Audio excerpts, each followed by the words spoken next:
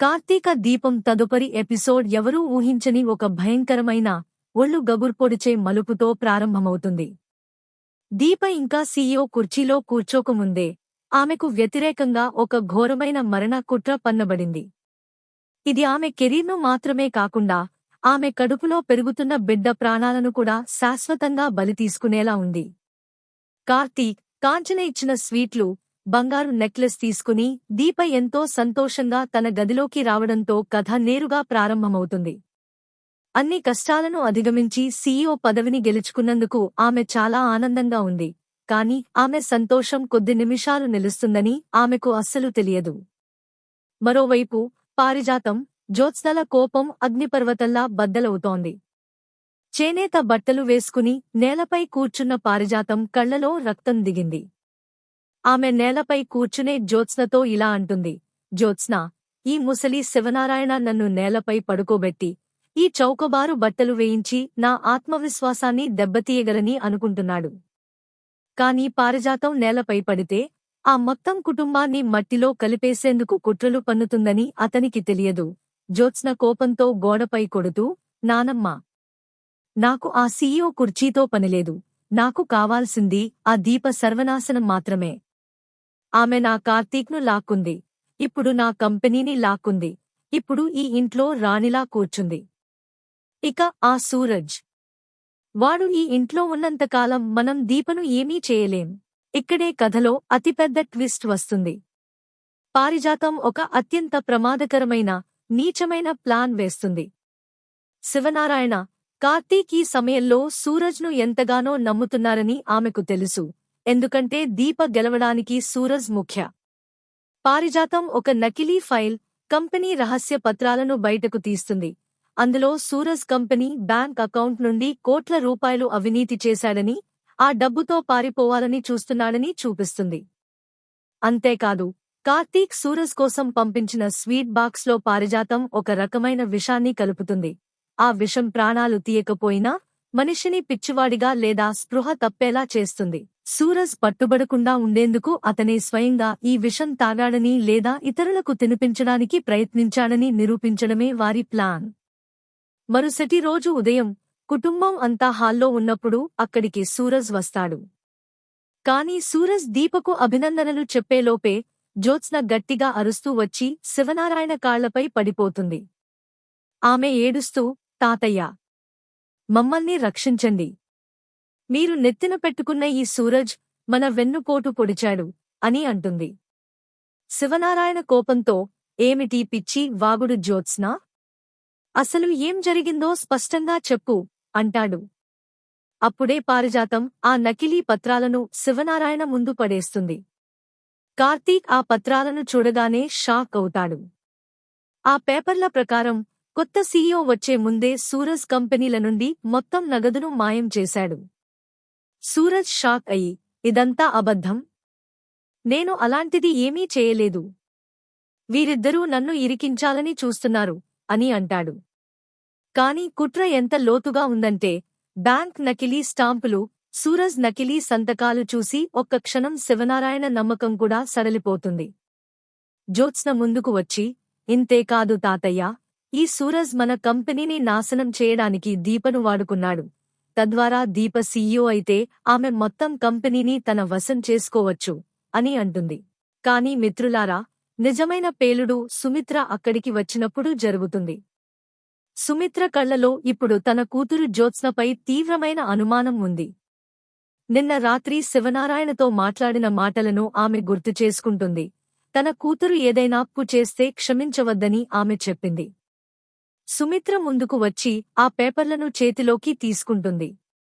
ఆమె జ్యోత్స్న కళ్లలోకి చూస్తూ, జ్యోత్స్నా, ఒకవేళ ఈ పేపర్లో అబద్ధం అని తేలితే, నువ్వు పారిజాతం కలిసి సూరజ్ను ఇరికించడానికి ఈ కుట్ర పన్నారని రుజువైతే, గుర్తుంచుకో, ఈ ఇంట్లో ఇదే నీకు చివరి రోజు అవుతుంది. నేనే స్వయంగా నిన్ను ఈ ఇంటి నుండి గెంటేస్తాను అని అంటుంది. సుమిత్ర మాటలకు జ్యోత్స్న కాళ్ల కింద భూమి కదిలిపోతుంది. తాను ఆమె కన్న కూతురు కాదనే నిజం ఎక్కడ బయటపడుతుందో అని ఆమె భయపడిపోతుంది.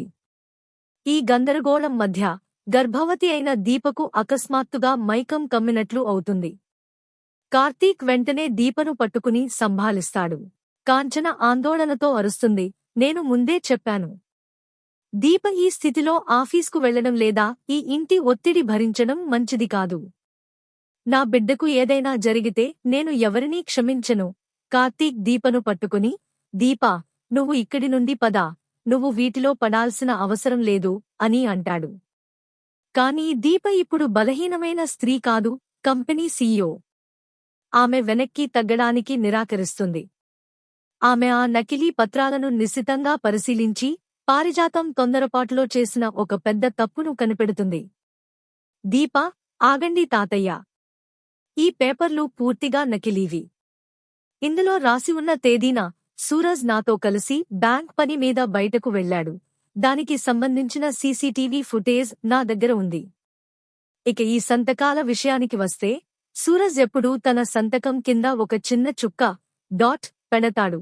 అది ఇందులో లేదు అని అంటుంది.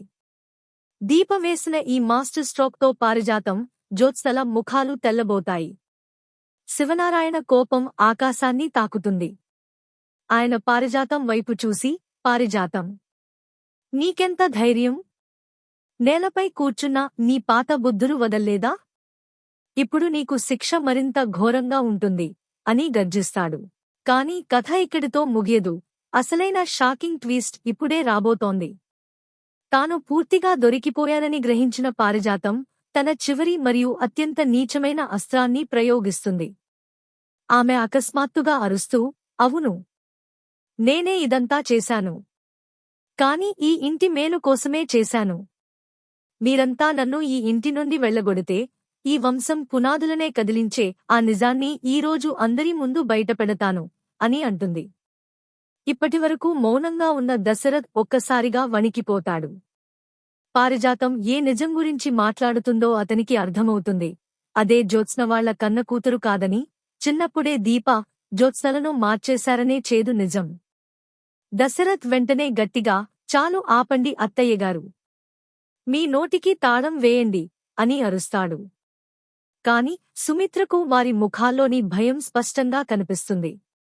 సుమిత్ర ముందుకు వచ్చి, ఏ నిజం పారిజాతం? నువ్వు దాస్తున్న ఆ నిజమేంటి? ఈరోజు నువ్వు చెప్పాల్సిందే అని అంటుంది.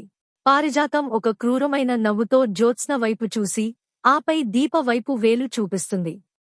కాని ఆమె ఆ నిజం చెప్పేలోపే జ్యోత్స్న భయంతో అకస్మాత్తుగా ఏడవడం మొదలుపెట్టి తనకు మైకం వస్తున్నట్లు నటించి కింద పడిపోతుంది. తద్వారా ఆ విషయం అక్కడితో ఆగిపోతుంది. ఎపిసోడ్ యొక్క అతిపెద్ద మరియు భయంకరమైన క్లిఫ్ హ్యాంగర్ రాత్రి చీకటిలో వస్తుంది. పారిజాతం మోకాళ్లపై కూర్చుని పగతో రగిలిపోతూ ఉంటుంది.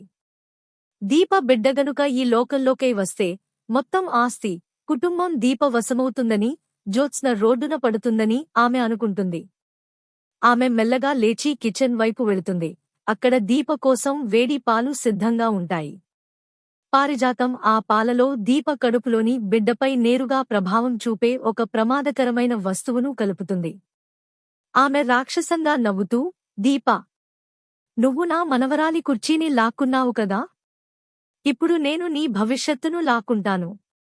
ఈ బిడ్డ ఉండడు, నువ్వు ఈ ఇంటికి రాణివి కాలేవు అని అనుకుంటుంది. మరుసటి రోజు ఉదయం సీన్లో దీప ఆ పాల గ్లాస్ తీసుకుని తాగబోతుండగా వెనుక నుండి చిన్నారి శౌర్య పరిగెత్తుకుంటూ వస్తుంది. దానితో దీప చేయి తగిలి ఆ గ్లాస్ కింద పడి పగిలిపోతుంది. కాని అప్పుడే అక్కడ ఉన్న పెంపుడు కుక్క కింద పడిన పాలను నాకుతుంది. కొన్ని క్షణాల్లోనే అది విలవిలలాడిపోతుంది. ఇది చూసి దీప, కార్తీక్, సుమిత్రల మైండ్ బ్లాక్ అవుతుంది. సుమిత్ర కోపంతో వణికిపోతూ, ఈ ఇంట్లో ఉన్నది బయటి శత్రువు కాదు, ఇంటి సభ్యుడే దీపను, ఆమె బిడ్డను చంపాలని చూస్తున్నాడని అందరి ముందు ప్రకటిస్తుంది. ఆమె పోలీసులకు ఫోన్ చేయడానికి మొబైల్ తీస్తుంది. జ్యోత్స్న, పారిజాతం ముఖాల్లో చావు భయం స్పష్టంగా కనిపిస్తోంది. మరి ఈసారి సుమిత్ర తన కూతురు జ్యోత్స్నను జైలుకు పంపుతుందా? ఈ కొత్త దాడి నుండి కార్తీక్ దీపను ఎలా రక్షించగలడు? రాబోయే ఎపిసోడ్ అత్యంత ఉత్కంఠభరితంగా ఉండబోతోంది.